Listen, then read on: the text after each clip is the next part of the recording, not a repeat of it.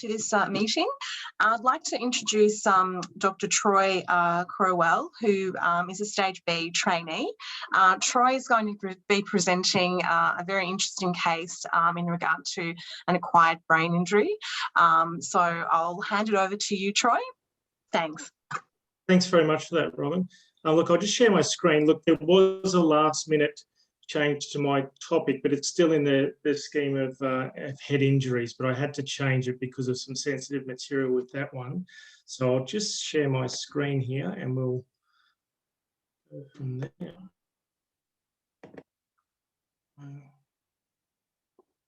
So can you see that now? Yeah, we can. Thanks, Troy. Yep. Okay. So I'll start this slideshow. Are you able to see that? Yep, we can.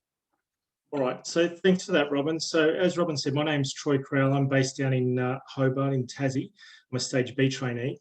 Look, I thought I'd talk about today concussion and return to work. What's all the fuss about?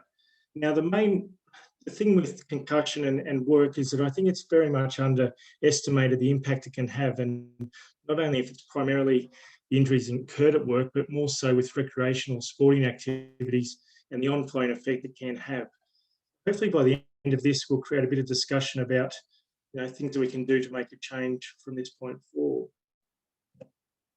So the scope of this presentation, look, it's quite a basic presentation, but I hope it covers a few things. First of all, what concussion is in basic terms. It is more complicated than what people think.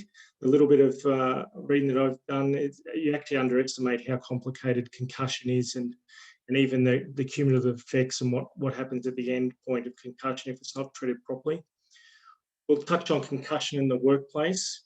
More importantly, I'd like to talk about a case study, which is a real case study, which I was part of at the end point with a 26-year-old male who was working in an aquaculture company down here in Tasmania.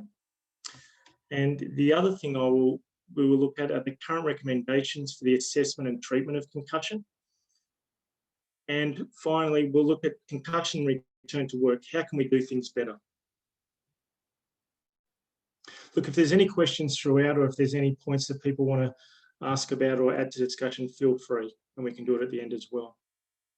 So look, before I start off with concussion as a definition and a bit more about incidents, this is a very simple, quick video that just shows a demonstration of concussion. Very simple and quick, but if it works, we'll see how that. So hopefully you can see that there.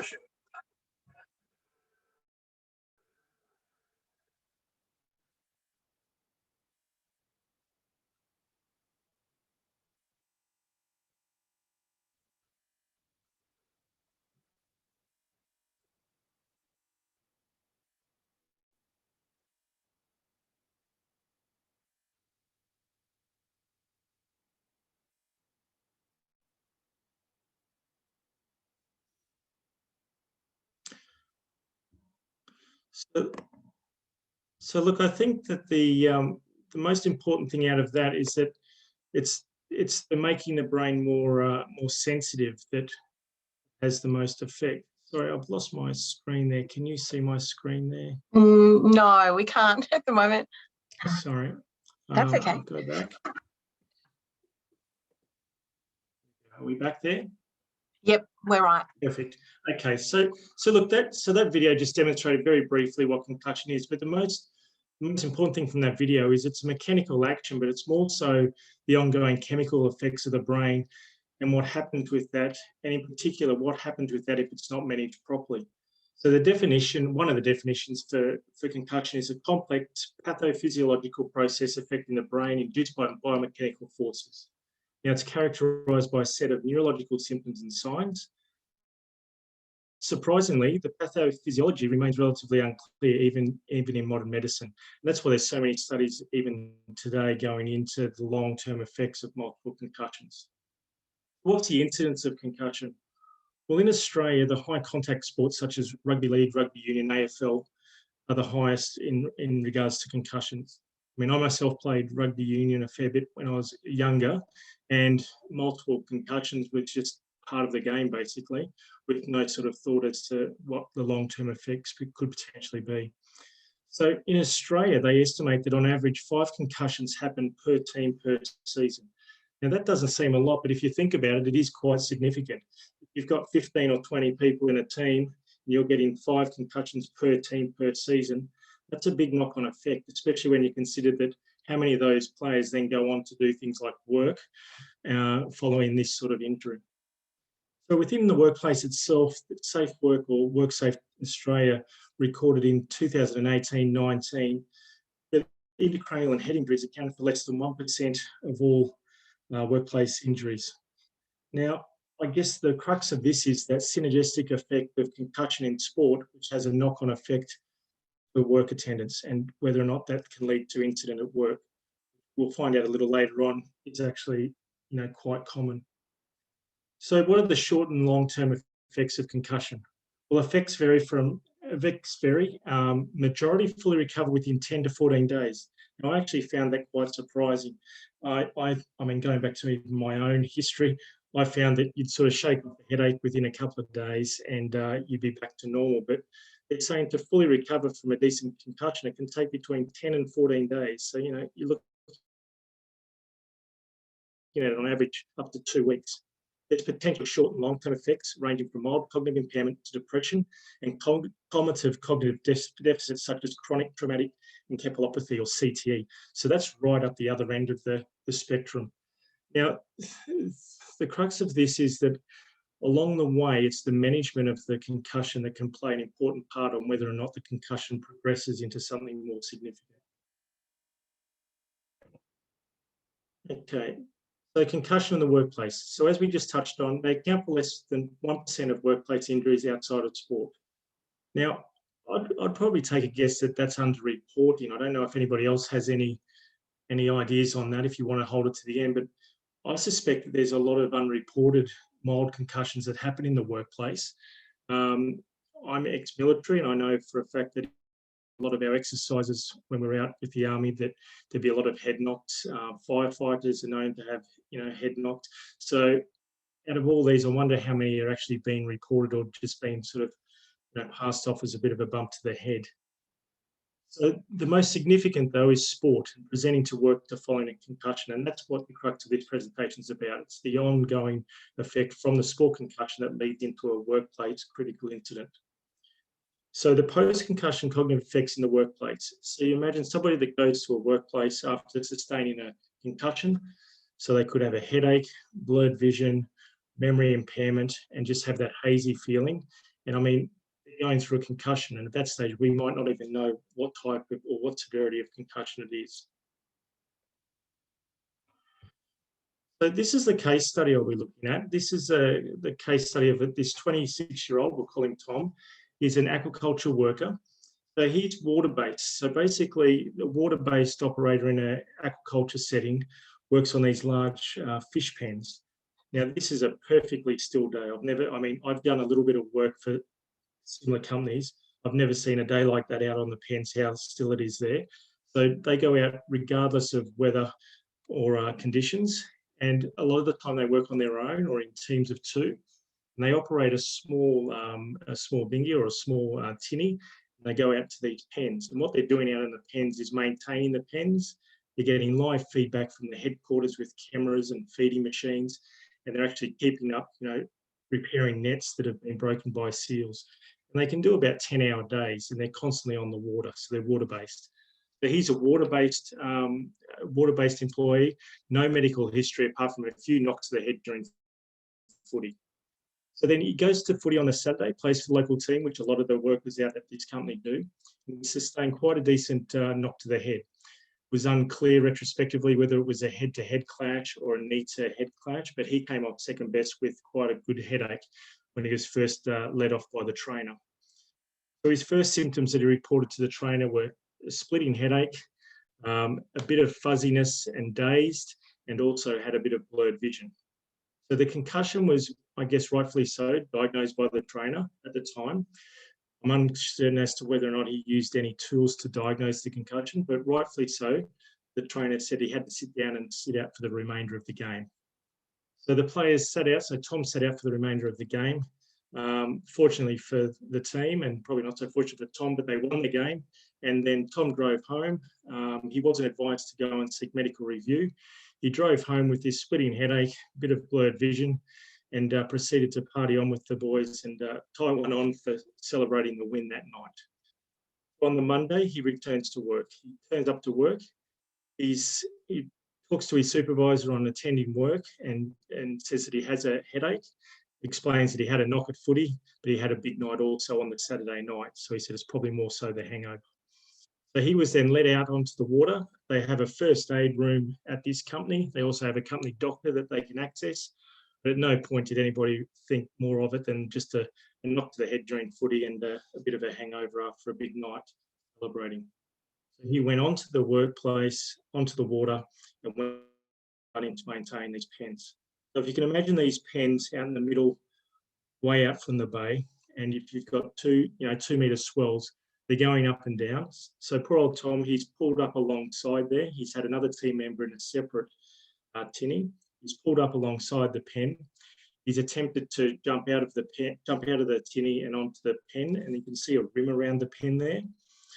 In doing so, he's misjudged the dismount, and he's ended up slipping through the middle of these 2 rails. As he's done so, he's reached out with I can't recall which one it was, but reached out with one hand, grabbed hold of the top of the pen. As the pen's gone up, he's gone down, and it subluxed his shoulder.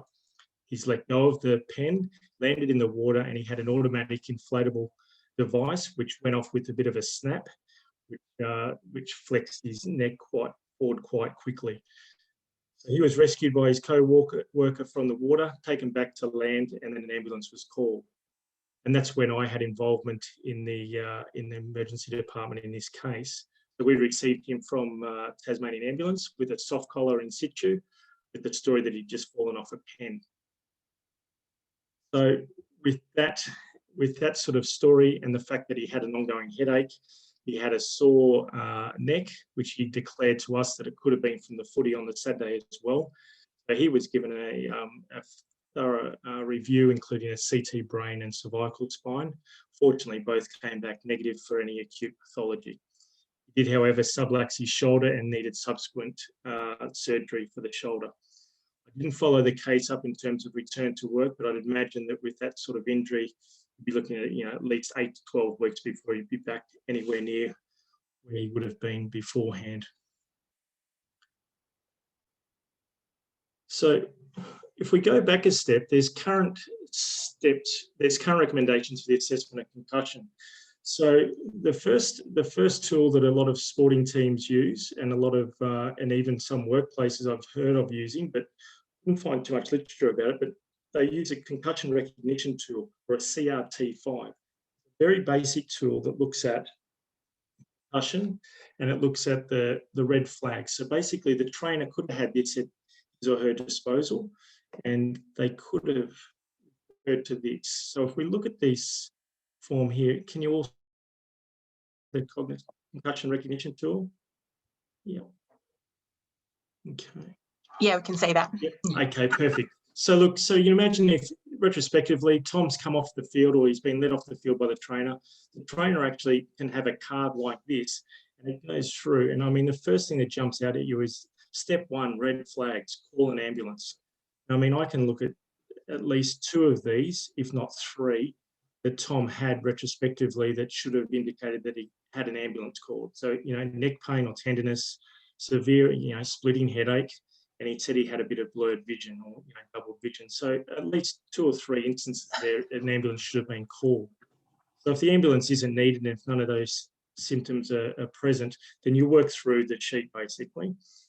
When you get to the bottom, this other red sign comes up and it says there clearly, any athlete with a suspected concussion should be immediately removed from practice or play, and not return to activity until assessed medically, even if the symptoms resolve. I mean, looking back at my rugby career and when I played rugby, fortunately, the most important thing on that day is whether or not you can get back out on the field. Nobody, and I mean, it's just at the grassroots level as well. You don't have a lot of medical staff at your disposal for the local clubs. So this trainer was probably doing the best he could in the circumstances, but it would have been a hell of a lot better had he have, worked through a little cheat sheet like this one, and then regardless, suspected concussion, which he said he had, and then sent him off for a medical assessment.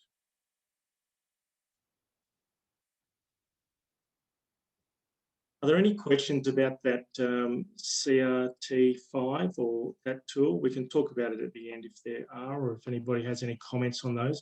Has anyone actually seen them in the workplace, those tools particularly, in a workplace or in a work environment? No? Troy, this is a webinar, so they can only, they can ask questions via the Q&A icon. And yeah, Brigitte needs to unmute them to ask questions. So if that's the case, that's fine. Put their hand up or type in a question, but I'll let you know. Thank you, Robert. Okay, so look, so then you go to the higher end recommendations for the assessment of concussion. And when I say higher end, these cannot, this SCAT5 or the Sport Concussion Assessment Tool, the 5th edition, it's not supposed to be used by anybody other than, medical practitioners or health professionals. So this is quite a detailed concussion assessment tool. And this one here, as you can see though, the first thing that comes up as is the same as what we had before, which was red flags. Okay, so regardless, these red flags are still the same. It's got the same indication. And this would be, get in for further investigations. So once again, that's a bit of a stop. So this becomes important though when you've got a known concussion and you can repeat this assessment until they get better or until the concussion's resolved. If it doesn't get better or it gets worse, that puts up a flag and you need further investigation. So this is quite detailed. They say that it should not take less than 10 minutes. If it takes less than 10 minutes, then it's not being done correctly. So this goes through, gives you a GCS. It has a full, has a cervical spine assessment, which would have been handy for poor old Tom. It goes through memory assessment. So this is repeated on an ongoing basis until the concussion is resolved. And what it does is it identifies areas where the concussion isn't resolving and where further investigation or management has to step in. I mean, it is, if you go through it, we won't go through any of the detail, but it is quite, it's got a memory, it's got a cognitive, the months in reverse order, it goes through the whole thing. And at the bottom of it, it basically gives you a score. And then what you do with this little step 6 decision, you assess it at different stages and you see if the score should be getting, the short score should be improving rather than worsening. If it's worsening, then we've got a problem.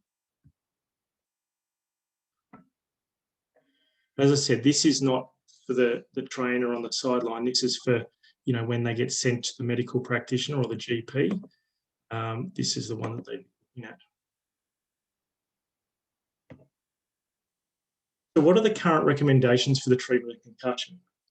Well, in summary, uncomplicated concussions, and when I say uncomplicated, no other acute associated pathology, is a graduated return to activity. That activity, and this is where it gets confused a lot with the general population, even though that includes physical and cognitive activity.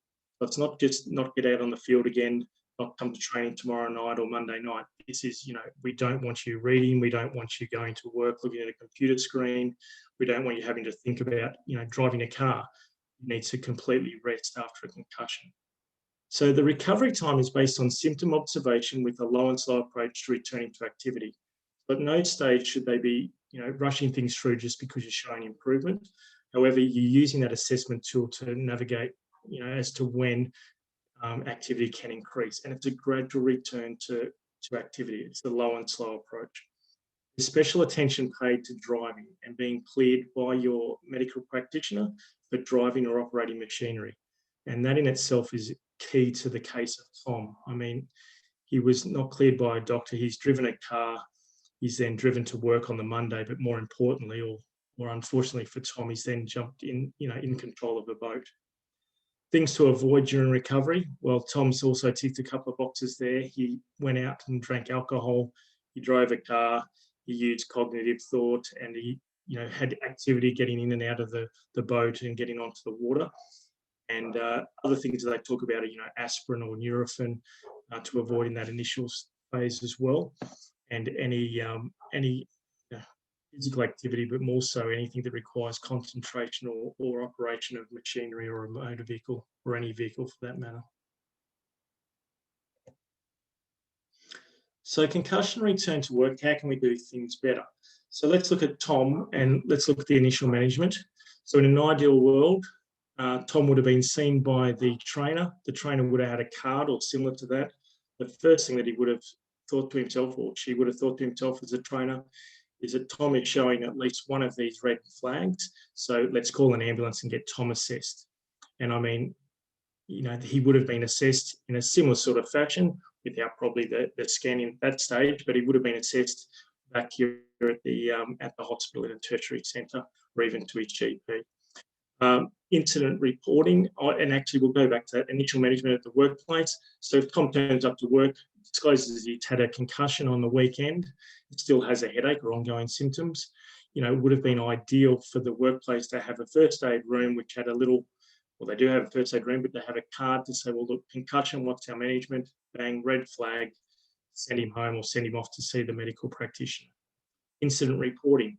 Now, this is an interesting one. There's no, as far as I could see, there's no correlation between reporting an incident that happens on a sporting field, then has to be reported to your workplace. I guess it's up to the individual to do that. I know when I was in the army, it was mandatory that, you know, something happened on the sport field, it all got reported back so that your boss would know on Monday if you had a knock or you ended up in hospital. But the problem is with a place like its aquaculture company, a lot of guys that are playing and girls that are playing sport and high contact sport on a weekend in all directions, and then they're going to work in this sort of, you know, 25 to 35, I think is the average age at the aquaculture, and they're going to work after, you know, 5 team members every season having a concussion. So there has to be a better way of reporting these incidences if they do slip through the cracks and don't get to the medical treatment as soon as possible. Now, the return to work and the link with outside of work injuries, I think that's an important thing here, not just concussions, but it's that sort of the leap between, you know, what's work related, what's not work related. Will this be covered by work cover or won't it be?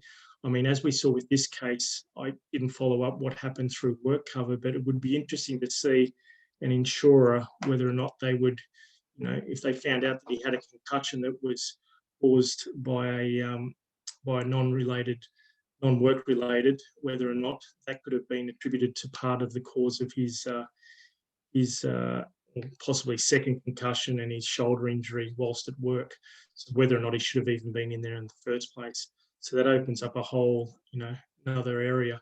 And I guess that is the importance of, you know, do we have reporting? Do we report every incident that happens on the weekend in terms of medical, or is there a system that companies and places at work can do it better? So look, it's a brief presentation. Hopefully there was a little bit in there that people weren't already aware of. I know by doing this presentation, it made me aware of the complexity of the simple concussion, which I used to dust off and not worry too much about. It's certainly got me thinking about the bigger workplaces that I'm involved with in terms of their management, and I'll be taking a closer look at their protocols if somebody does declare a concussion, or indeed if a concussion happens at work, even if it's felt to be minor, whether or not, you know, we can get those little cards out into the workplaces and the first aid rooms as that first port of call. And I think, like all the switch keys models that we come up with, it's that initial couple of holes in the cheese that cause the most mischief. So that ends my presentation. It was quite brief, but if there's any points or any questions from that, I'd be happy to answer. Thanks so much, Troy. That was excellent. Really interesting, and it raises a lot of points of discussion. So yeah, I'd like to open it up to the gallery for questions. You can type in your questions in the box. There is one question, which is from, I think it's a comment more than anything, Mary O'Bell. She says, I think there is a lot of discussion about impairment in the workplace, so the CRT tool could be a useful part of that. Yes. Yeah, definitely. I'd agree, yep. I mean, especially in some of the bigger workplaces, like we have a lot of, I mean, down in Tassie, we have a lot of factory work, and we have a lot of, we have some large shipbuilding companies, and there's a lot of potential, even with a protective helmet, there's a lot of scope for concussions in the workplace. And I think by having a really strict protocol for head injury, regardless of how minor people think it is, and just to have those little that card with the red flags on it would be ideal. There's another question from Harry Chow. So he says, you mentioned the slow approach to return to work. Could you elaborate or provide us a link to any papers? Yeah, look, there's not a lot out there in terms of time frame. It's all based on, so they say the recovery, it's not just depending on how hard you in the head. It can be the fact that you may be predisposed to a slower recovery. It may be because you've had several concussions. So the recovery is quite complex. So the recovery is mainly guided by that SCAP-5 assessment tool. So as they're improving, or as the person's improving, then they slowly go back. So for example, there's a lot more study done on children returning to school with cognitive work. And they say it should be a minimum of 48 hours between when they have a minor concussion and actually returning to school. And when they do return to school, it should be, without physical education and and the teacher sort of knowing about that they're not to sit exams or anything like that. But basically it's tailor-made, and that's where that SCAP-5 is important, because you're basically assessing that individual's progression through the recovery from a concussion. Okay, great. There's a comment from Roy Wilkinson. So he says, just a comment, concussion is one of the very few workplace injuries where my initial certificate is unfit. Absolutely agree with that. And from Bert Boffer, Bert says, I'm reminded by an article in New Science a few years ago that showed neurons communicate via mechanical impulses, not just electrical or chemical means, and this would explain the disruption caused by traumatic concussion. That's right. So it's saying that it's not so much a physical problem, it's more so the chemicals, and the chemicals failing to communicate and as a result of the concussion. Yeah, and and this is why it's such there's so much more to learn about it, I guess, and that's why there is so much going on in trying to work out exactly what is the mechanism behind it. Yeah, that is very interesting. You would, intuitively think it is just mechanical, but certainly the chemical component, obviously, it's important. And I think there's certainly a lot of, it's very topical at the moment, concussion, certainly in sport particularly, but obviously playing sport is a workplace. So, it's it's a very important area of discussion, and certainly in good that there is research on this. And so thank you so much, Troy. That was a wonderful presentation, and really interesting. I think actually one more question or comment from John Lang. Excellent case. Unfortunately, it's not possible for medical practitioners to contact a workplace regarding a non-work related injury due to confidentiality. It still is up to the individual to declare the injury. Most employers are reticent to report a non-work related injury. Yeah, that's right. Yeah, absolutely. Are there any more questions or comments? If not, Jack Dale says, well done, Troy. So thank you again, and I'll hand you over to Andrea to present Professor Olver. Thanks so much, Troy. Thanks. Thanks very much, Robin, and thank you very much to trainee Troy. I'd like to introduce Professor Olver, who's the Medical Director of Rehabilitation at Epworth Healthcare and holds the Victor Morgan Chair of Rehabilitation at Monash University. Professor Olver's main areas of clinical and research interests in rehabilitation medicine are managing people with traumatic brain injuries, stroke, spasticity, and concussion. Thank you very much, John, for speaking with AFOEM tonight. I really believe that talking about traumatic brain injury and return to work is going to be a really valuable topic. It's something that's very complex and difficult to understand. So it's a great opportunity for us in AFOEM to learn from rehab physicians about their work as well. So thank you very much. I'll hand over to John. Thank you very much. Thank you, Andrea. Thanks for the invitation to speak. And if I can just make a comment on Troy's presentation, very good. After 35 years of dealing with moderate to severe injury, we started a concussion clinic 4 years ago, which is swamping the unit, and return to work after concussion is a lot more complex than return to work after traumatic brain injury, in my opinion. It's a very difficult field, and because we don't fully understand the pathophysiology, it's quite challenging, and there's a lot to learn in that field. But good presentation, Troy. I enjoyed it. I'll share my screen now. I'm sorry that my voice is a bit crafty. I didn't have a voice at all on Friday, so I'm grateful that it's reached this level. Now let's see, screen one. So is that shared now? Yes? Yes, it is. All right, so I want to do this talk in really two parts. One is looking at the medical outcomes and some general issues with traumatic brain injury, many of which affect return to work. And then in the second half, I want to look at the various return to work programs that we have and the difficulties we sometimes face with return to work and the various classes of people that we recognise in terms of return to work.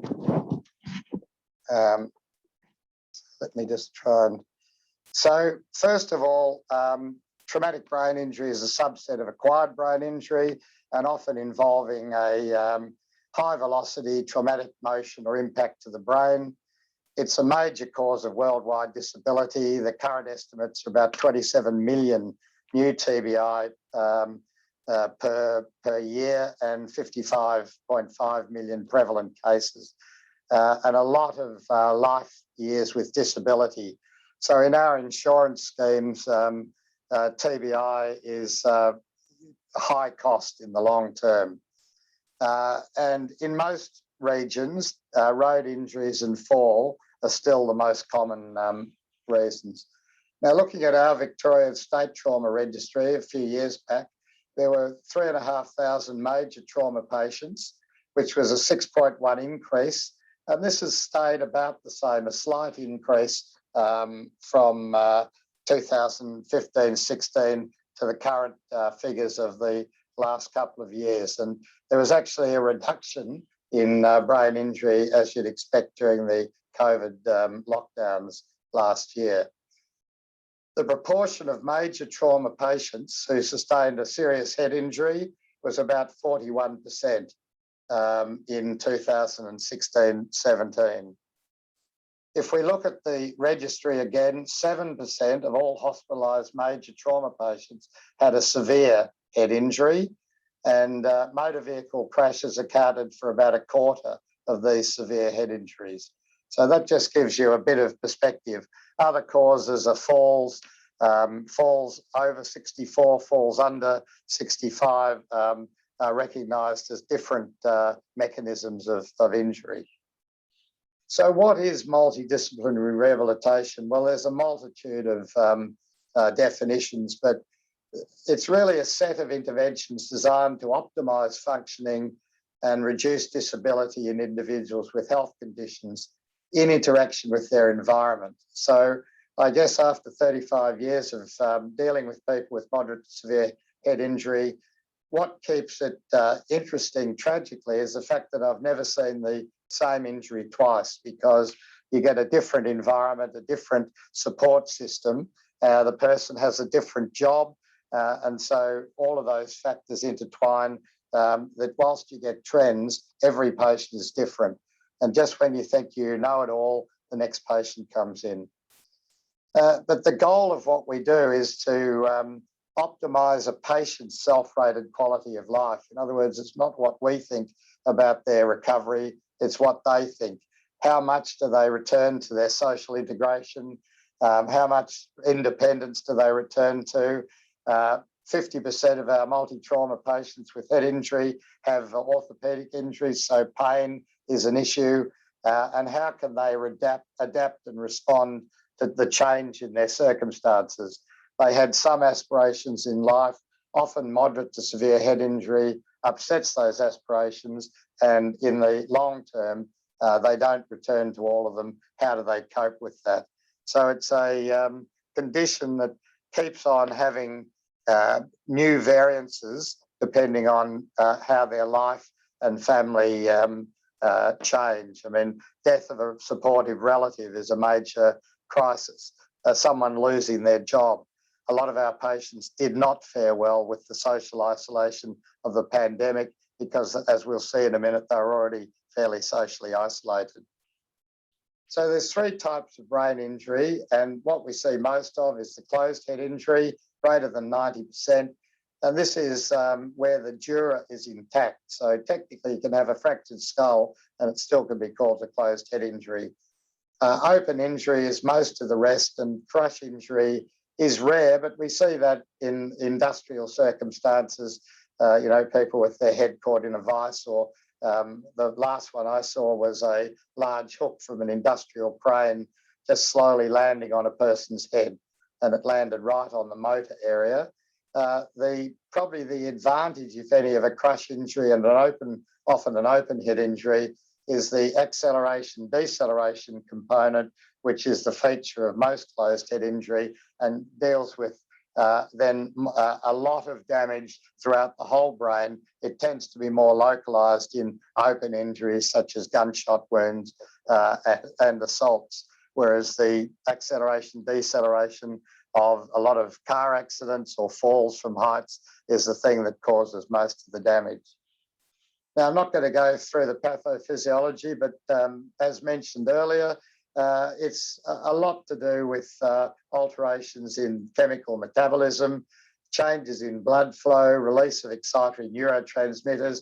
So what the brain tries to do to restore ionic equilibrium is to activate their energy-dependent membrane pumps.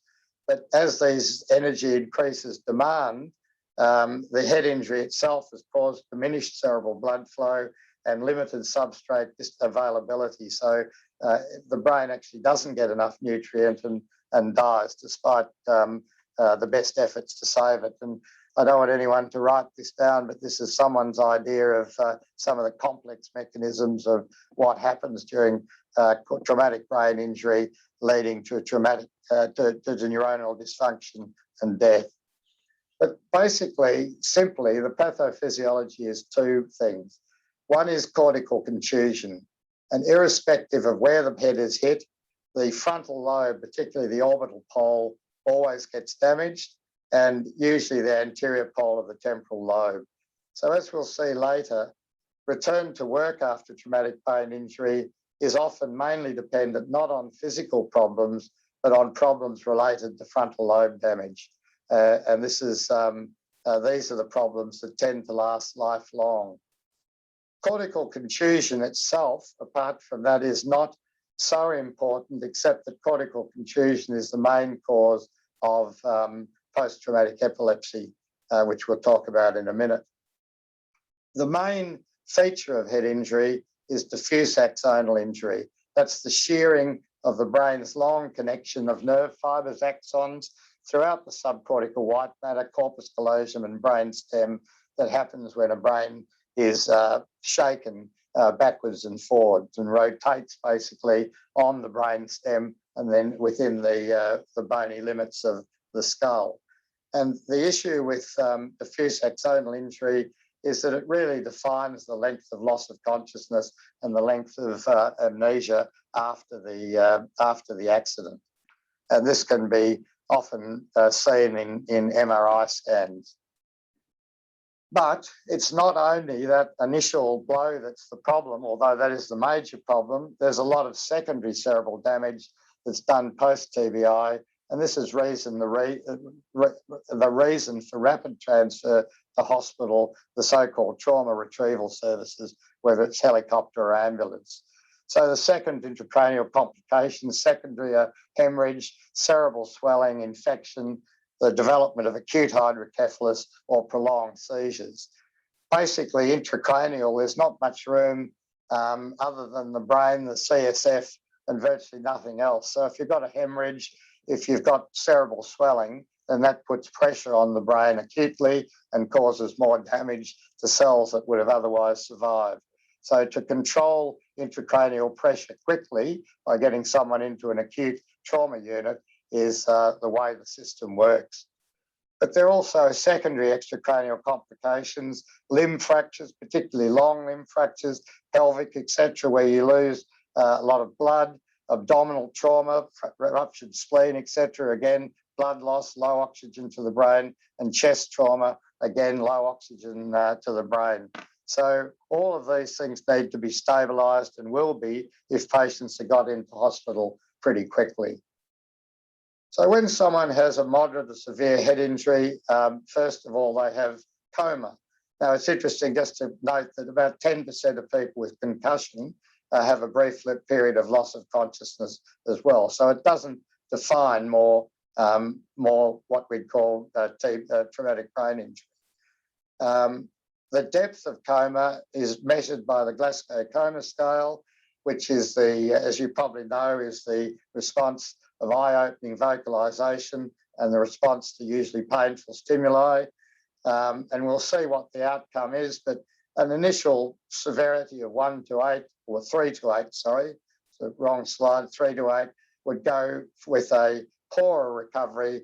But if when the ambulance arrives at the scene, and every ambulance in Victoria anyway measures the Glasgow Coma score on arrival, if it's 9 to 15, you may have your first indication that recovery will be good. But also, it's not only the initial recovery, it's also the progression through the scale. So if someone goes from Glasgow Coma score of 3, which is the minimum, to 14 out of 15 or 15 in 24 hours, then 3/4 of those will have a good recovery. You're often ready for rehabilitation if you've got a score of 7 or 8 or above. So your eyes are open and you're able to actively respond to therapy. So this is the Glasgow Coma Scale, and then there's another one called the Glasgow Coma Scale Extended, which you'll often see in research papers. And you can see it's a pretty gross scale, but it does describe the levels of recovery. And even a good recovery might mean that someone has deficits that keep on affecting them for life. So whilst we can often see full recovery of symptoms, we don't very often see full recovery of brain function after a moderate or severe injury. So if we look at the outcome versus the response in 24 hours, this is another slide which shows that if you have a coma score of 11 at 24 hours, then 87% will have a good recovery, 12% won't. If you have a Glasgow coma of 3 to 4, then it's almost the other way around. 87% will have a bad recovery and 7% are good. It's just your first indication of what sort of patient you might have and what their recovery will be. So the typical process, excuse me, is loss of consciousness and then post-traumatic amnesia. And 90% of our patients come in post-traumatic amnesia. And this is where, by definition, patients have little or no memory for day-to-day events. So this is why patients will remember their past history, but any surveys the hospital do on how well they treat their medical treatment was, if they're in PTA, they won't know that they've had a doctor because they can't lay down that memory.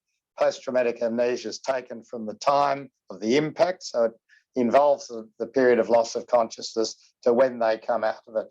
And the resolution of PTA is when they return to continuous memory. In other words, when they're able to learn, when they're able to remember facts from day to day. And the importance of post-traumatic amnesia is that in most research is taken as the descriptor of severity of the injury, but it's also related to the time when we really can start therapy.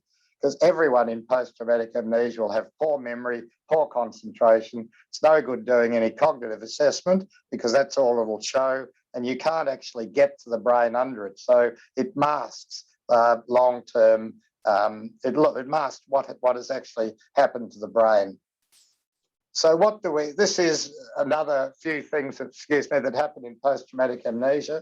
So poor short-term memories, poor perception, they often perseverate on things, their limited awareness of circumstances around them. Uncharacteristic behaviour, often restlessness or agitation, but it can be quite passive. Sleep-wake cycle disturbances. The sleep-wake cycle is often reversed, and so they're very easily fatigued and they sleep a lot, and they're totally disorientated to time and place. They're not disorientated to person because that's an old, well-learnt memory. The treatment for post-traumatic amnesia is environmental control, a low stimulation environment. We put them in a Craig bed, which I'll show you a picture of in a moment. We don't use a lot of medication. We don't want to use medication that may sedate them when we're trying to monitor their improvement out of PTA. But we do, in cases of extreme behaviour, use non-sedating medication such as beta blockers and carbamazepine to control behavioural fluctuations. We occasionally have to use olanzapine and also things like sodium valproate. But 95% can be treated with environmental services such as a Craig bed. We have 2 in the unit, so we don't put all of them in there, despite the fact that 90% of patients come in to our unit in post-traumatic amnesia. So this is a Craig bed, which is a high-low bed, double bed, surrounded by 7 centimetres thick foam rubber. It reduces stimulation. It allows the patient to flail around without being shackled while they're agitated, and they're able to wake up in a low stimulation environment because if you stimulate them, they'll get more agitated or sleep more. So we try and lower the stimulation. Now, not everyone needs this severity of treatment, but many do, and those beds are usually always full. So that's the early stages, and so this is where the patient comes to rehabilitation, and I just want to look at some of the medical complications that then affect their ongoing recovery, and particularly we have to be cognizant of with return to work.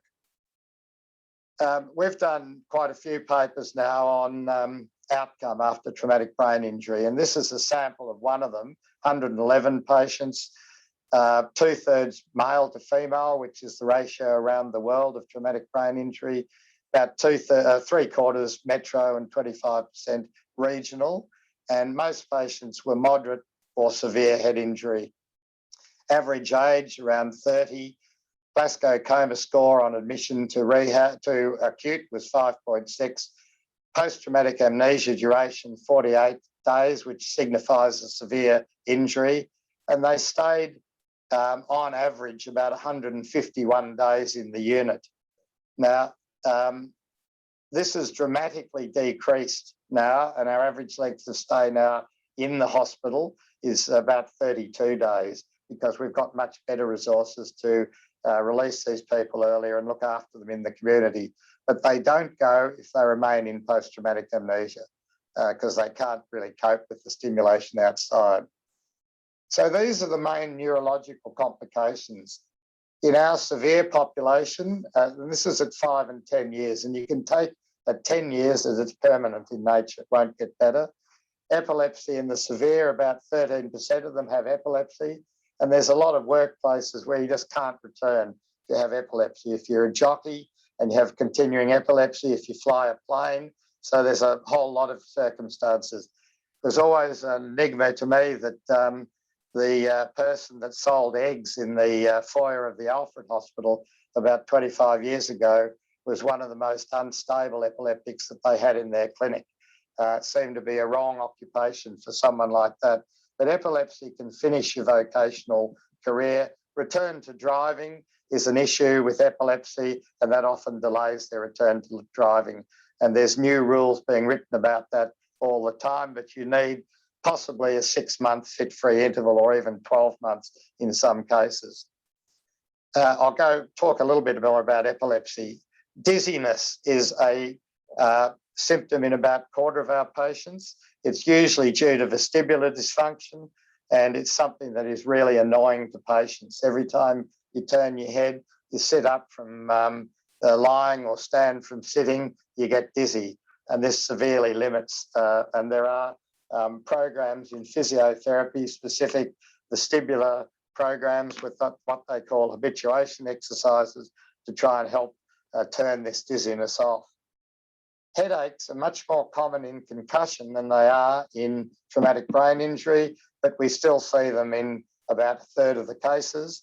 And about 40% have visual problems. And this is about the same as with concussion. So again, the visual problems need to be sorted out because again, people need, when they need to return to work, you've got to make certain it's not only their acuity, it's what happens when they move their head from side to side. So saccadic movements, the vestibulo-ocular reflex, all of those things need to be tested and can be affected in our patients. So that's the broad outcome. This is one of our own studies, as I've said, and these figures really haven't changed for some years. So when does post-traumatic epilepsy get called post-traumatic epilepsy? And the issue is if you have a seizure within the first week or you fit at the accident scene, that doesn't count as post-traumatic epilepsy. It counts as an early seizure. And with the early seizures, you do have a higher incidence of having late seizures. But you really don't define epilepsy or post-traumatic epilepsy till greater than a week. And then you've got to have had 2 unprovoked seizures. In other words, seizures without a provoking event, such as a head injury, such as, strobe lights or something like that. Post-traumatic epilepsy is often delayed. In head trauma is the cause of epilepsy in 5% of our population overall. So my sample of more severe head injury was up to 13%. But if you look at all head injuries, it's 5%. And it's much more common following the open or penetrating head injuries, particularly military issues with bullet wounds and penetrating brain wounds, where it's up to 53%. The risk of it increases with the severity of the head injury, and most seizures are reported in the first 2 years. So if you're looking at getting back to a person to work, then most people won't be able to come back without the employer being happy that they have stable epilepsy, and that's particularly in any industrial situation.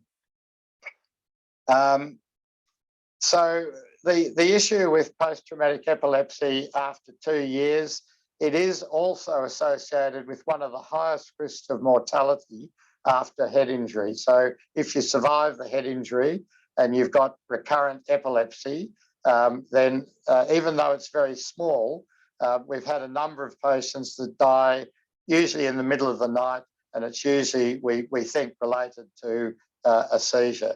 So it's not something to be taken lightly, and we spend a lot of time trying to stabilise epilepsy, and we've got more and more good medications to do that at the minute. The problem with epilepsy is that a lot of seizures are unwitnessed, but you have to keep patients safe. So we don't let patients swim alone until we've got their epilepsy under control. They certainly can't return to driving, and as I said, can't return to work.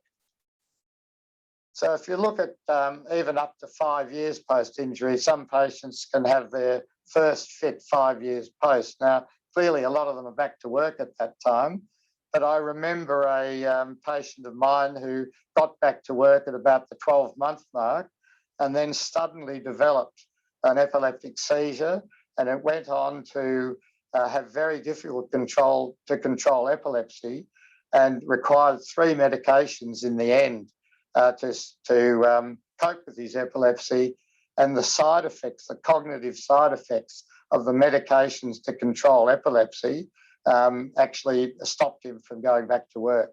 So that was very sad. So we thought we'd got a good result and then suddenly developed epilepsy, and there isn't any way of predicting it. EEG is not predictive. You can have a normal EEG and fit on your way out of the EEG room. So we don't have any way of really predicting it. The other thing that's important that a lot of people don't think about after head injury is cranial nerve damage. Now, it's pretty obvious it's visual, so 3, 4 and 6 nerve, but the one that really affects a number of employment options is olfactory impairment. And about 10 years ago, if I was giving this lecture, I'd say about 12% of our patients have some sort of olfactory impairment. One of our speech pathologists finished a PhD a couple of years ago, looked at our patients, serial patient admissions, and found that when she tested it with a 40-item smell test, 65% of our patients had decreased smell, many of whom didn't recognise it, about 25% didn't recognise it, and those who did often reported it as a loss of sense of taste or food tasting more bland. Industrially, if you can be in trouble. I had someone with anosmia who was a French polisher, decided to finish a job before going to the football, was meeting his mate at the workplace, didn't open the ventilation, and he was found unconscious. Fortunately survived, but that was because he couldn't smell the fact that the shellac was going to overwhelm him. You know, one thing that the TAC will always pay for without argument, if you can demonstrate loss of sense of smell, is gas detectors, both for in their industrial work and the home. We virtually never have to argue about it, which is very good. So olfactory impairment is important, and Epworth has set up an olfactory clinic, and it's now becoming more important, particularly in people with Parkinson's disease. It's one of the first signs of Parkinson's disease. So we always ask them about loss of sense of smell and taste. Visual problems are the most common, and the simple problem of accommodation, that's a change of focus from near to far, can again really upset you in the workplace. So you need to look at measuring the vision, the near and far vision, and seeing what their accommodation problems are. Now, 95% of accommodation problems will resolve spontaneously within 12 months that happen with head injury, but they can be quite annoying to a patient, particularly if someone's got a job like a lawyer where they do a lot of reading, and we can get them prism glasses but to focus, but a lot of patients just can't cope with vision glasses. So accommodation, relatively minor problem, can have a major effect on things like return to work. Vestibular function is often affected, and auditory function, some problems with hearing, again in 12%. You really need to look at conductive deafness versus nerve deafness. Conductive deafness is eminently fixable, so you don't want to miss that, because an operation can put the chain of ossicles back in alignment again and correct the vision. But 12% of our patients have some problems with hearing, which again can be a problem industrial. And one of the major problems is what happened before you had the accident and what was the result afterwards in terms of, you know, insurance claims and things. Now, headaches are not as much of a problem as we see in concussion, but, you know, normally about 30% of our patients complain of them. Most of them are simple tension headaches and are treated like all tension headaches, simple analgesics, relaxation. The one you don't want to miss is that most of our patients who have head injury, particularly with acceleration, deceleration injuries, their neck is thrown around. They may not have any fractures, but they've got soft tissue injury. So they can have cervicogenic headaches. So they get headaches, particularly at the end of the day, bit of a stiff neck and then a thumping headache. You don't want to miss those, because manipulative physiotherapy, Nurofen Panadol combination, heat packs can cure them, and then they can get back to work. So cervical trauma is important to ask about, and it's very often soft tissue, and you won't get much joy from imaging. Post-traumatic migraine is not very common, but it occurs in people with existing migraine, often with a family history of migraine, but also it can be de novo. And you can see that the treatment of post-traumatic migraine is the same as the treatment of any migraine, and we go through a hierarchy of drugs. until we get one that turns off the migraine.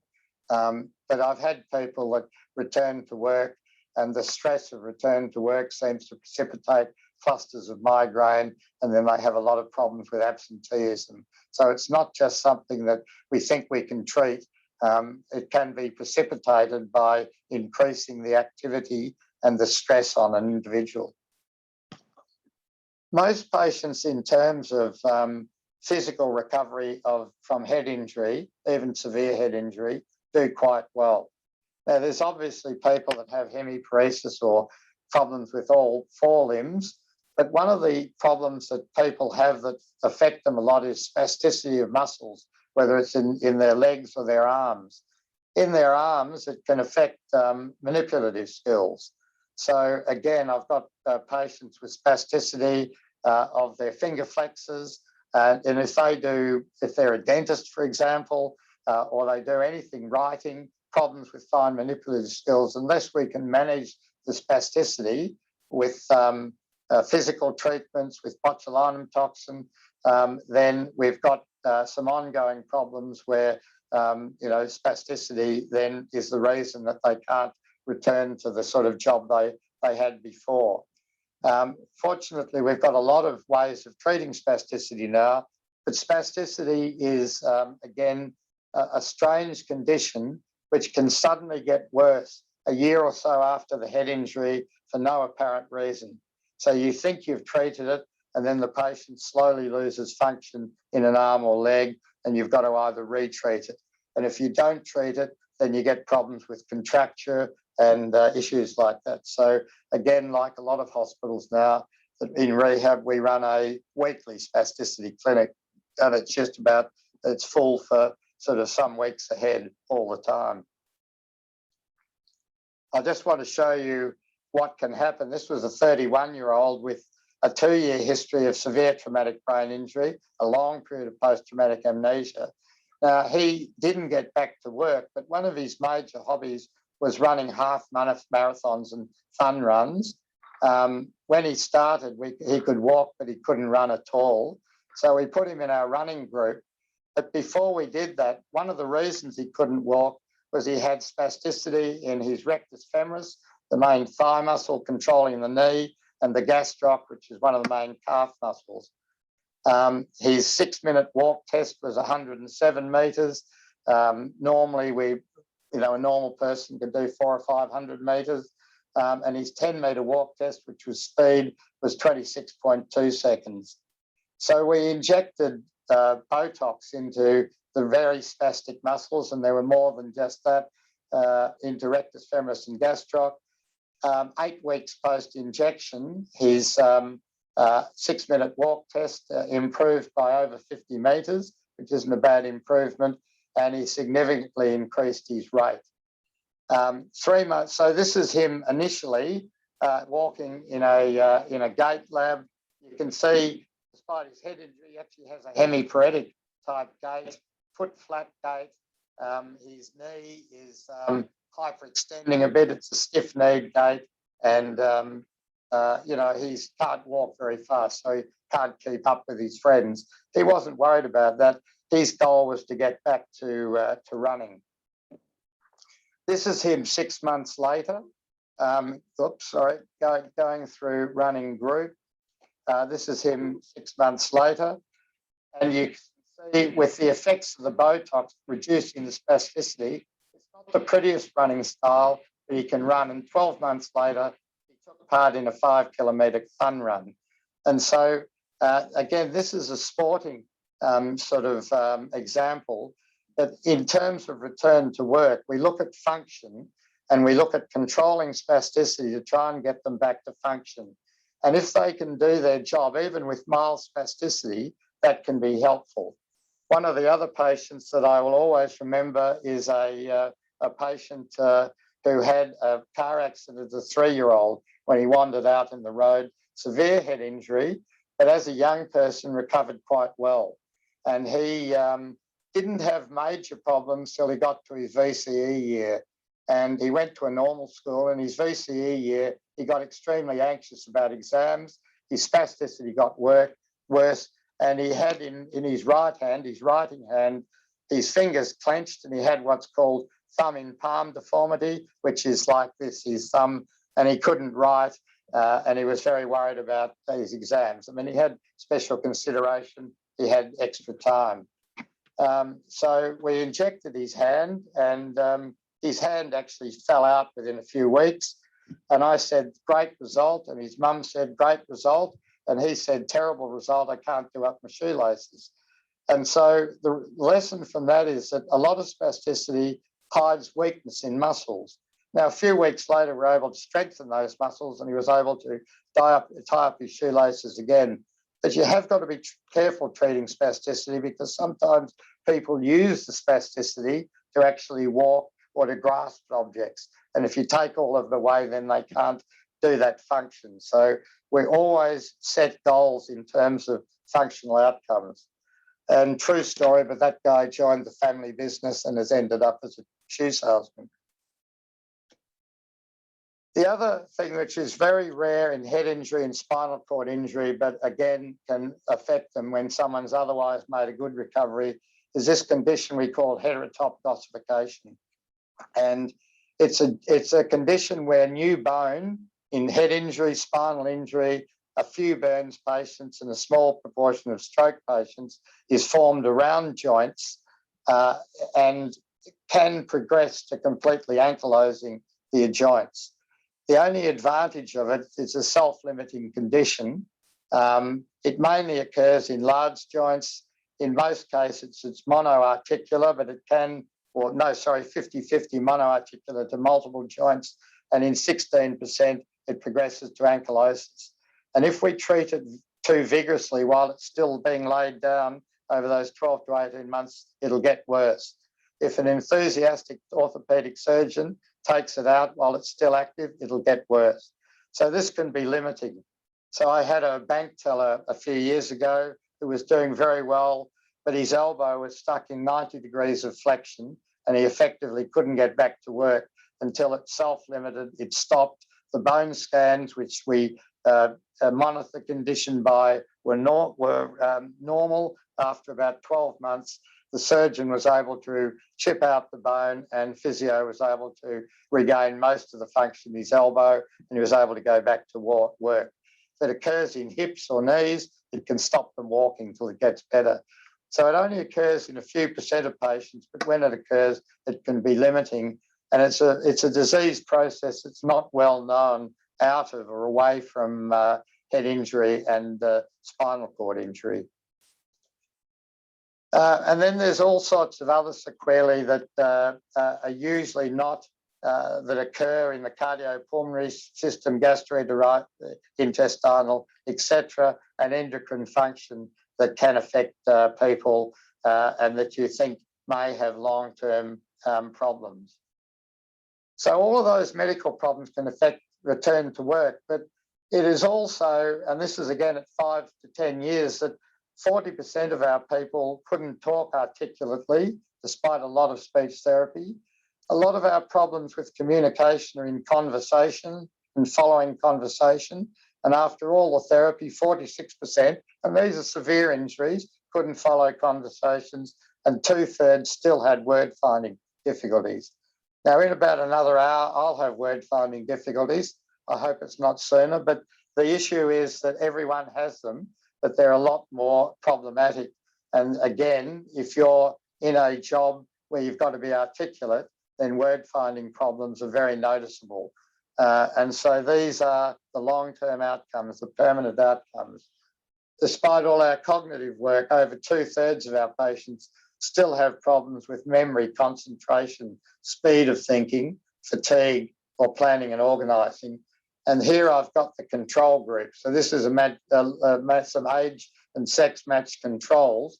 So, you know, if you ask someone 5 years later, how's your concentration? Is it worse than it was 5 years ago?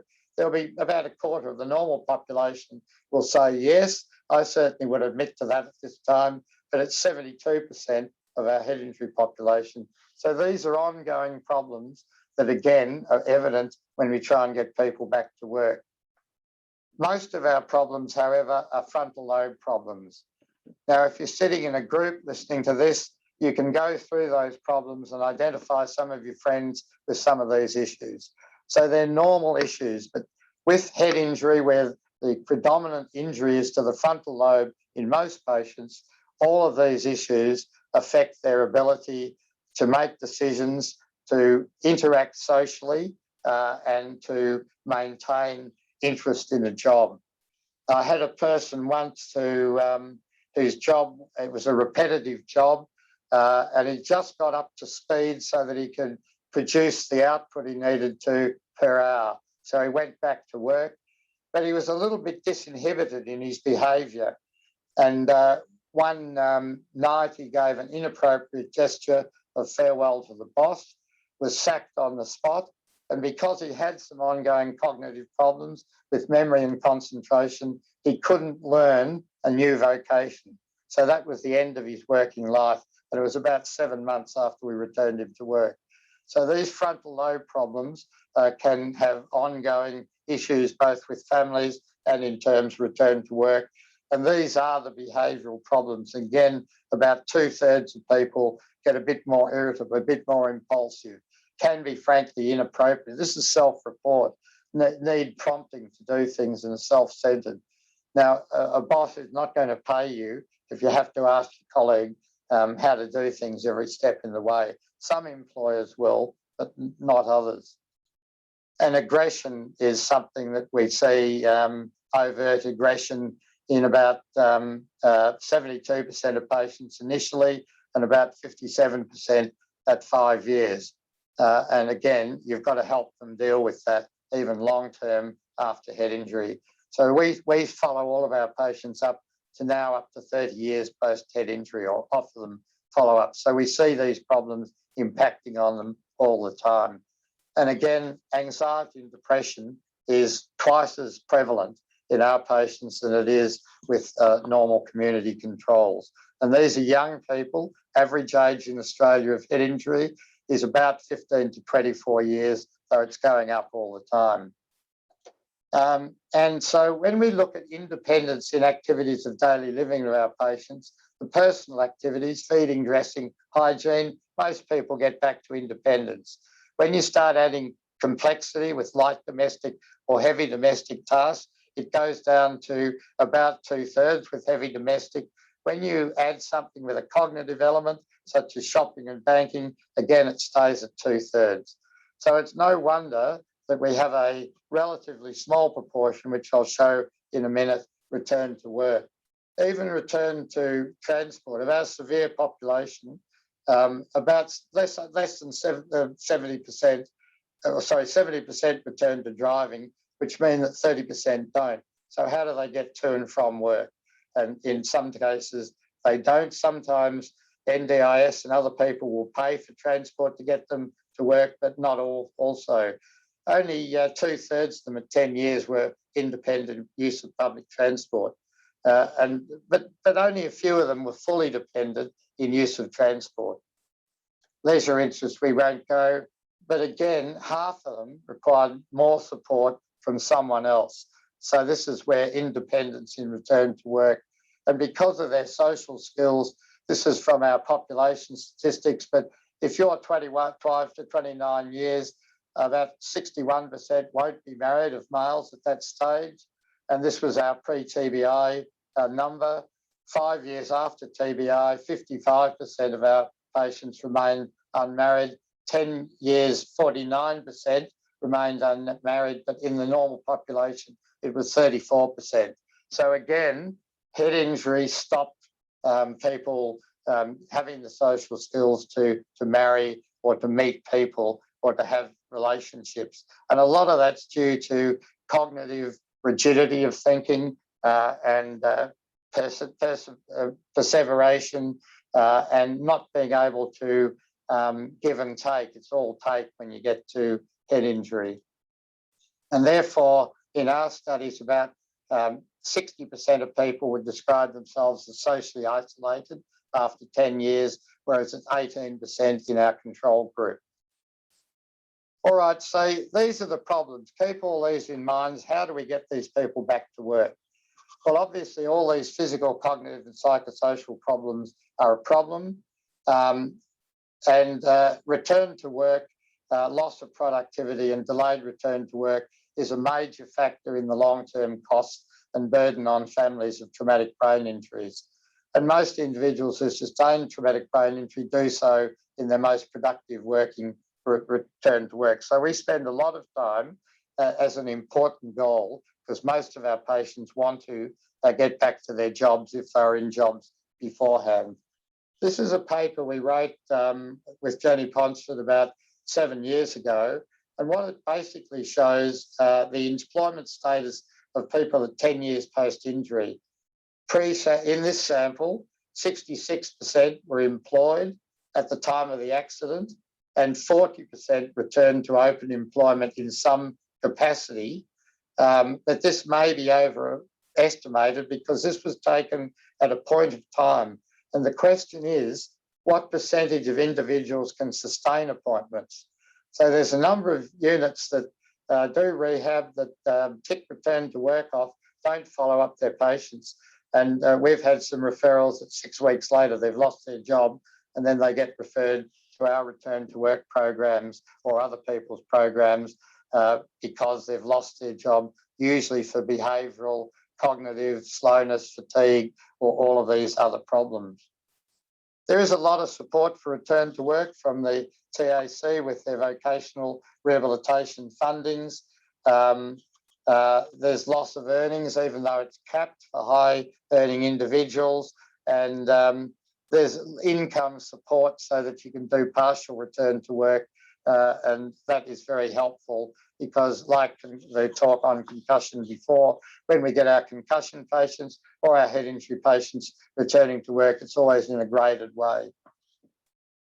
So early and late return to work, what's the difference? Well, this was a study 2 years ago, which examined the contribution of injury-related and post-injury utilisation factors in return to work early, within 6 months, or late.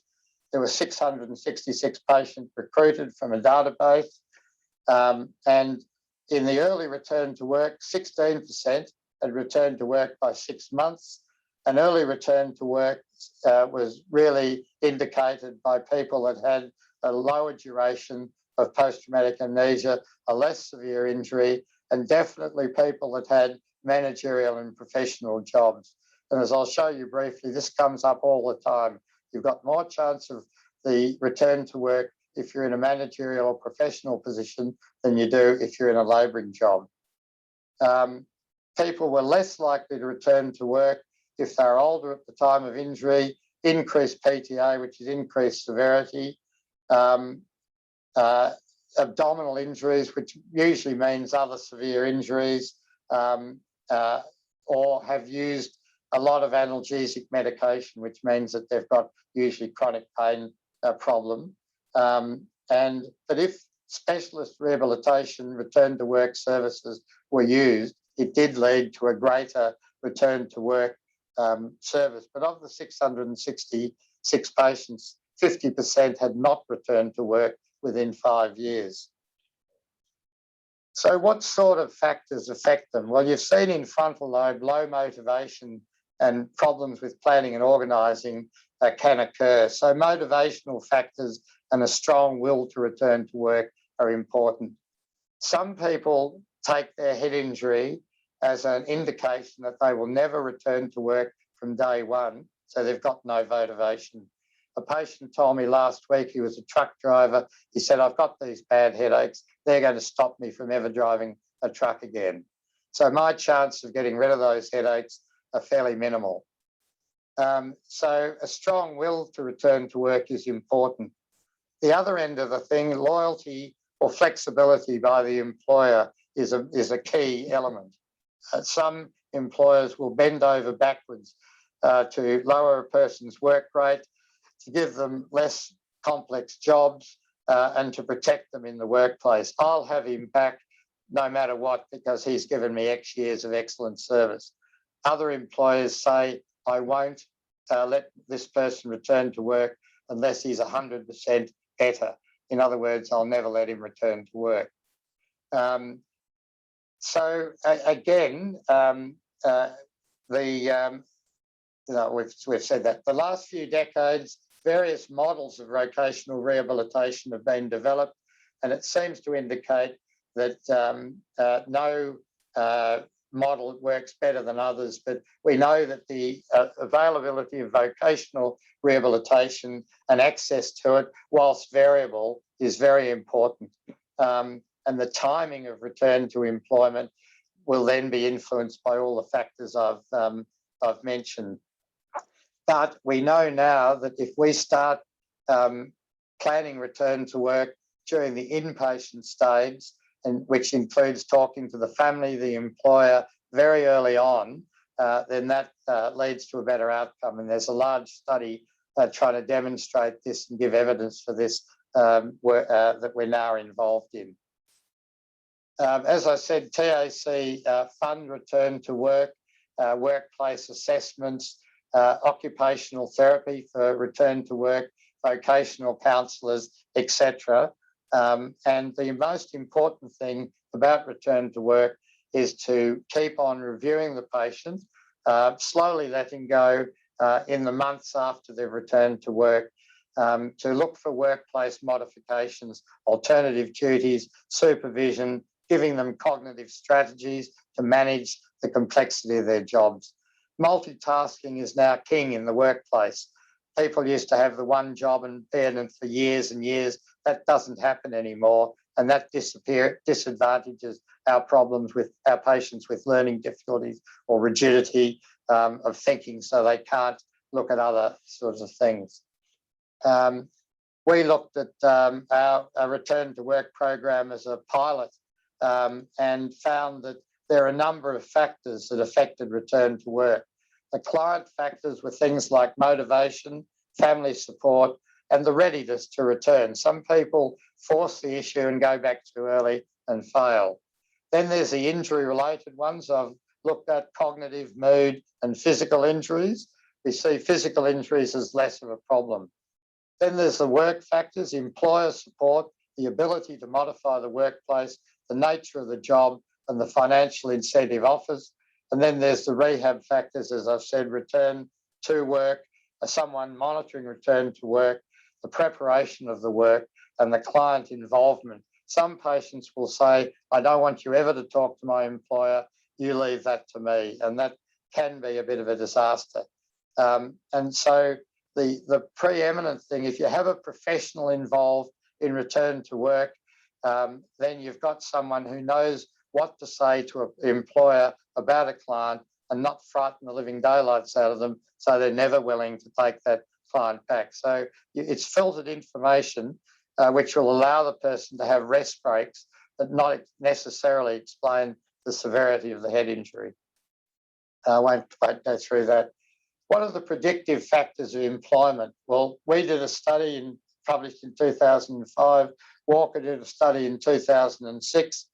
And again, the job category, the lower age of the patient, not too low, as I'll point out in a minute, the marital status, the educational level, the severity of the injury, the length of hospital stay, and the functional status at rehab admission all led to, if they had a greater function, they were the things that led to increased return to work at 2 years post-injury. And that multivariate model predicted 72% of the variance with return to work. In our model, our multivariate analysis showed age under 40 at the time of injury, injury severity, and again, disability on rehabilitation admission were the main areas, and they led to 74% of group cases. So you've just got some prognostic factors very early on, which guides you in your rehabilitation. Other predictive factors included, as I've said, managerial position, 56% returned to work in another study where they looked at 1,300 patients, skilled labour 38%, manual labour 31%. So people in higher paying or more technically demanding jobs pre-injury were more likely to return to work post-injury. So how do we set up the elements of a return to work program? These are the elements, but these are the three types of people. Unemployed as a result of the injury, requiring a lot of vocational counselling. employed prior to the injury but require some sort of return to work program, and then a separate group, adolescents with minimal work experience, which require a lot of vocational counselling and supported employment options because the workplace is something totally foreign to them and you can't use old well-learnt memory as a skill. Employed prior to injury, if we look at that, and this is the 3 phases. So it's setting up a plan, monitoring a program, and then completion. And we set up most return to work within 5 months of the injury. So there's an initial interview, there's employer contract, there's worksite assessment that's done by our unit of vocational occupational therapy, and then there's duty selection. A lot of patients can't get back to all of their job, but their employer can be happy to say this guy can do these duties as well as he ever could. And therefore they can let them go back to work and their sort of value for money. The initial interview is what are the current physical and cognitive issues that affect the workplace? What were the pre-injury duties and hours? How do they get to and from work? What's their work history?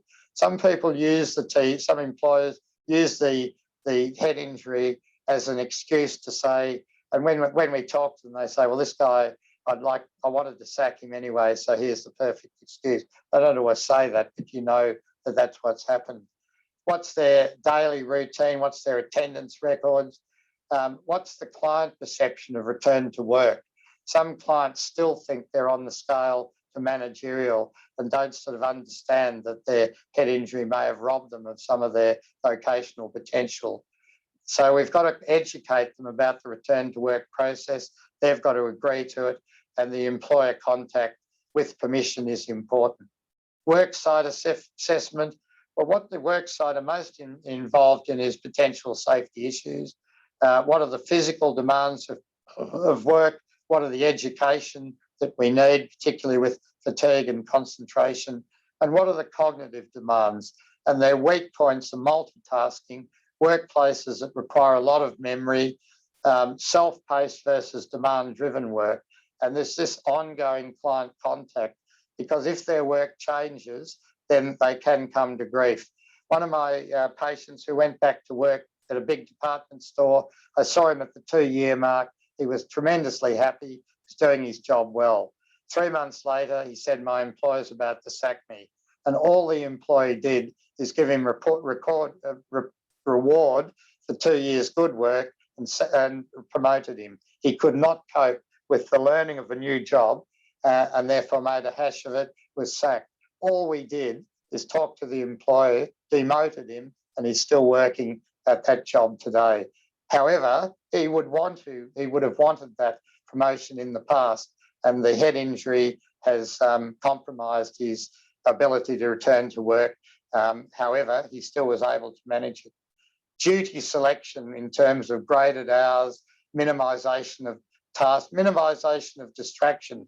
Now, in a factory environment, sometimes it's very hard to minimise distraction. So if people have concentration problems, sometimes they can't go back to the environment, or there may be another job in a factory in a quieter environment where they don't get contracted. Need for supervision, need for rest breaks. All of these things need to be discussed.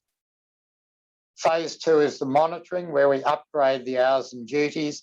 And this is, we try and work out a plan for this from day one. And it might go for 4 weeks, 6 weeks, or months. What sort of compensatory strategies can people use to do their job?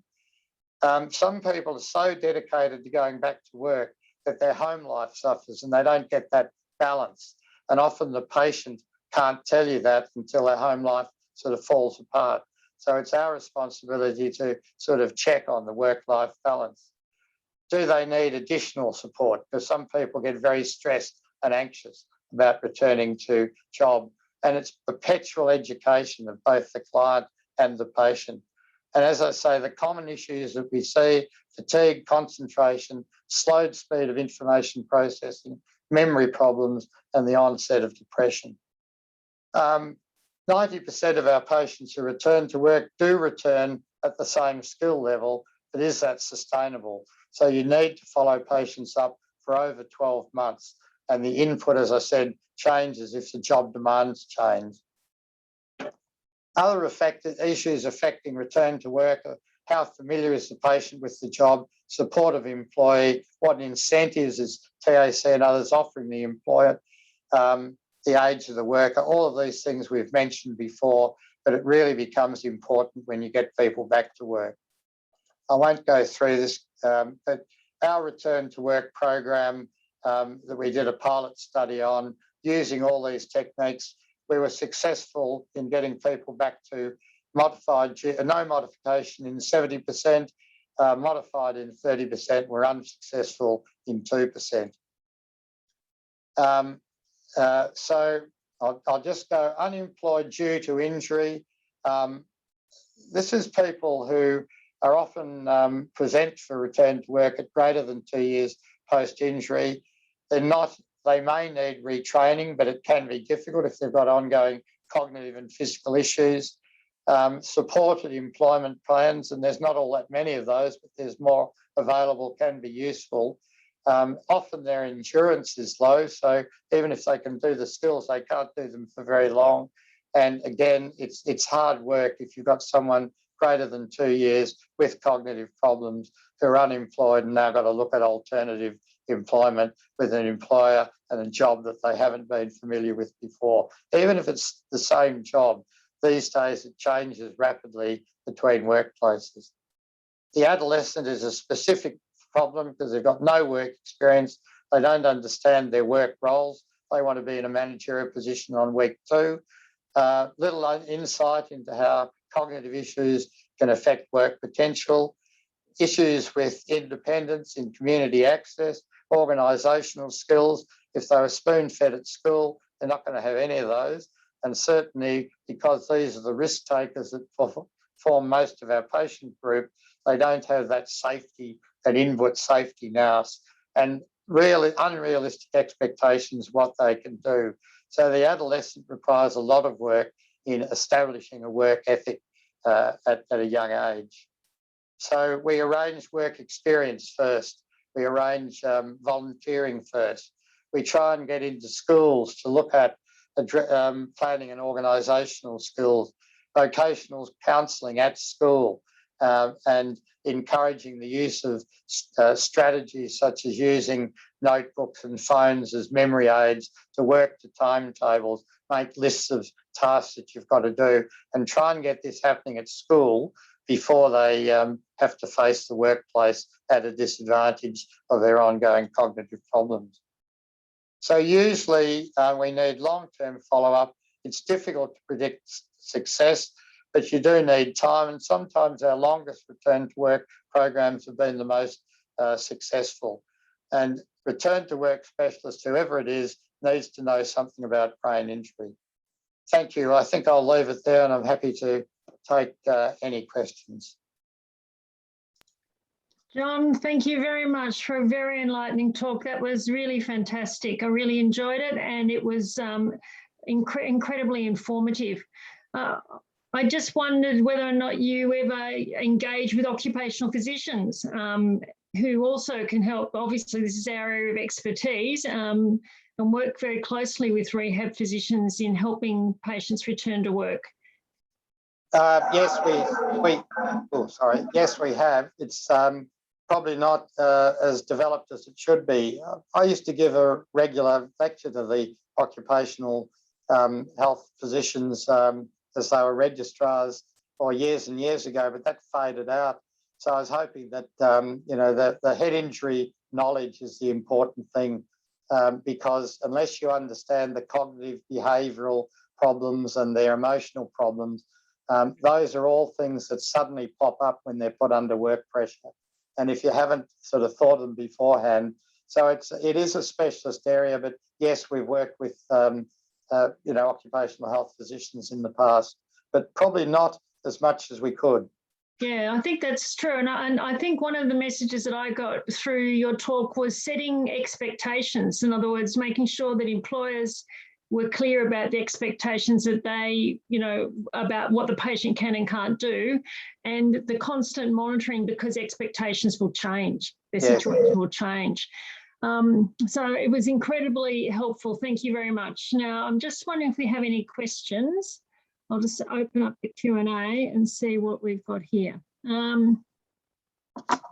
So do you work with occupational physicians? From Mary O'Beal? Yes, we sort of I've asked a similar question. The olfactory loss developing some months following head injury. That was a question, John, from Dr. Boffa about whether or not you see that very often. Well, we didn't think we do, but when we actually did the research, this was a PhD, we found 65% had ongoing problems with loss of sense of smell. An American study published in the same journal, which was Brain Injury, came out about 4 months later, and their figure was 72%. Right. So we now screen everyone for loss of sense of smell, because as I said before, about 25% don't recognise they have it. So you ask them about loss of sense of smell, they say, no, it's fine. Oh, but my taste is a bit off, or no, there's nothing wrong with me. So it's something that's got to be sort of recognised and asked about sort of fairly early. The outcome is a little bit dismal, I have to say, in the terms of if you've got someone that's got sustained loss of sense of smell for 6 months post-injury, and certainly for 12 months, then they're unlikely to ever get it back, and we don't have any strategies to help them. Right. So it's monitoring, it's counselling, it's putting in things like detectors and, talking about ventilation, all that sort of stuff. But basically it's something we can't really cure. And it makes sense, because if frontal lobe damage is the main damage after any traumatic brain injury, then the olfactory nerves run straight under the frontal lobe. So it's no wonder they get damaged so often. And as I said, we've set up what is Australia's first clinic for anosmia, and it's just getting overworked because we've also got a lot of patients with Parkinson's where loss of sense of smell can be the first. And with COVID-19, loss of sense of smell is also common. The problem is, as when you sniff things, you can sneeze.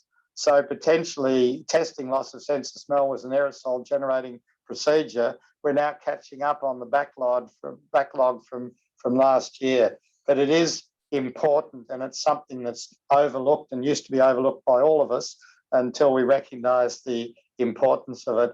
And you guys can probably think of a lot more industrial situations where it's vital. And there are industrial sort of sensors that some employers have put into the workplace, with people that were even handling sort of deliveries of fuels and where there might be a leaking can or something, they can't identify it. The employer wants them to keep their job and has paid for a detector. Yeah, absolutely. I was a doctor down at Geelong Refinery for a period of time, and hydrogen sulfide was an issue, and they all wore monitors. But I would imagine somebody with anosmia down there, that could really clearly be a problem. Absolutely. So, yeah. Look, Dr. Rob McDonald from BHP Billiton's asked a question about, he's saying a whole range of conditions return to work from a work-related injury is consistently lower than return to work from a sporting injury. Do you see similar outcomes in PBIs, and has this ever been controlled for any of the data presented?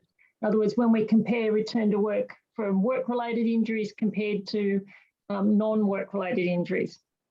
Yeah, if we look at sporting injuries, the big advantage that we've got for any serious sportsman is ultra high motivation. You virtually don't see a sportsman that won't bend over backwards to do what they're asked to do and to get back to work. Often too early, we've often got to hold them back. But that's the main difference. And head injury and frontal lobe damage can rob even the most motivated person of their motivation.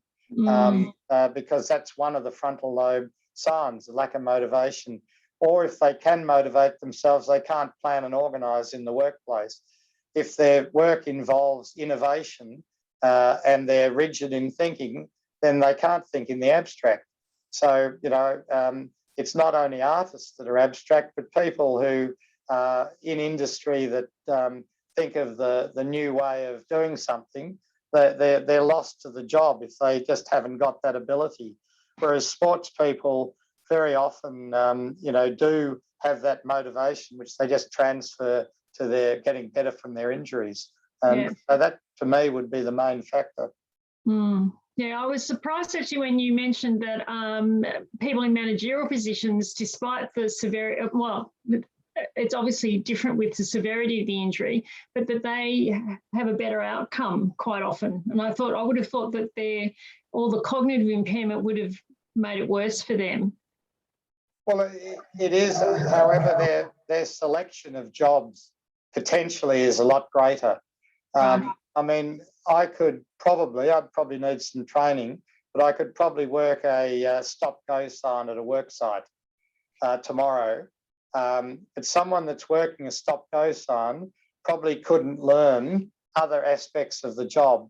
And that seems to be the basis of it. It's the, if you're trained in an area where there's a lot of cognitive pre-ability, then you've got a lot more workplace options open to them. And this has been found in study after study. I mean, I skipped over a few slides for the sake of time, but those slides show that sort of most studies, or in fact, all of them that I've seen, show that the higher the achievement, if you like, cognitive, and that's not being snobbish or judgmental, but they do far better in return to work because they've got more potential old learned skills or more potential to learn new ones. Right. Okay, that's good. So it's their education level obviously has a significant factor. Yep. Okay, it's good to know. Now, I don't think there's any more questions at the moment. So if anybody's got any more questions, there's anything on the chat? Yeah, everybody has said lots of excellent presentation. Thank you very much, John.